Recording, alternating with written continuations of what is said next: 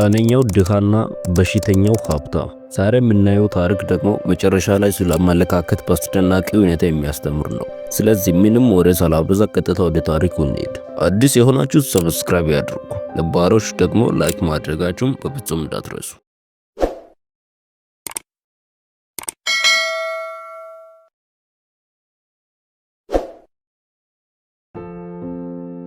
ጤናው የተጓደለ ሀብታምና ጤናው የተሟላ ድሃ ነበሩ።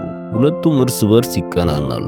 ሀብታሙ ሰው ለጤናው ሲል ሀብቱን አሳልፎ ቢሰጥ ይወዳል። በተቃራኒው ደግሞ ድሃው ለገንዘብ ሲል ጤናውን ቢሰጥ ይመርጣል። ፈላጊና ተፈላጊን የሚያገናኝ በዓለም ታዋቂ የሆነ የቀዶ ጥገና ሐኪም የአንድን ሰው አእምሮ ለሌላ ሰው የመተካት ጥበብን ማግኘቱ ተሰማ።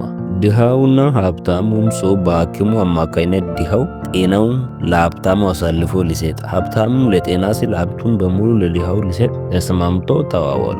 ከቀዶ ጥገናው በኋላ ሀብታሙ ሰው ከጥሩ ጤና ጋር ድሃ ሲሆን፣ ድሃው ደግሞ ጤናውን አጥቶ ሀብታም ሆነ። ቅይይሩ ስኬታማ ነበር።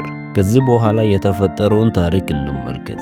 በፊት ሀብታም የነበረው ሰው ሁል ጊዜም የስኬታማነት አስተሳሰብ ስለነበረው ሌላ ሀብት መሰብሰብ ቻለ። ምንም እንኳን የስኬት አመለካከት ቢኖረውም ስለ ጤናው ግን ዘንግቶ አያውቅም። ሁል ጊዜ ያመኛል ብሎ ፍርሃት ያድርበታል። ትንሽ ህመም ሲሰማው አጋኖ ነው የሚመለከተው። ይህ አመለካከቱ ቀልጣፋ የነበረውን አካል እያደከመው መጣ። በሌላ አገላለጽ ሀብታም ግን በሽተኛ ሆነ። ወደ አዲሱ ሀብታም ግለሰብ ደግሞ እንሄድ። ይህ ሰው ሁል ጊዜም የነበረው አመለካከት ድህነት ነው። ባገኘው ሀብት የተመጣጠነ አዲስ የህይወት ደረጃ ከመመስረት ይልቅ ገንዘቡን የማይረባ ቦታ ላይ ይበትነው ገባ። ሞኝና ገንዘብ አይጣጣሙም የሚለው የድሮ አባባል በዚህ ሰው ላይ ሰራ። በአጭር ጊዜ ውስጥ ገንዘቡ ሁሉ አለቀና ወደ ድህነቱ ተመለሰ። ሰውነቱስ የህመም ስሜት ተሰምቶት አያውቅም። ራሱን ጤነኛ አድርጎ ይመለከታልና ተረቱ ሁለቱም ሰዎች ወደ ቀድሞ ቦታቸው መመለሳቸውን አውስቶ ያበቃል። ከዚህ ተረት ምን ትማር ይሆን?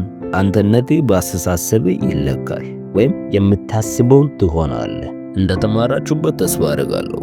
አሁን ላለንበት ሁኔታም ለወደፊቱ ምክንያቱ ማይንድሴት እንደሆነ የተረዳችሁት ይመስለኛል። የዚህ ታሪክ ዋና መልእክት ይህ ነውና በሌላ ሰፋ ባለ ቪዲዮ እስክንገናኝ ቸር ሰንብቱ።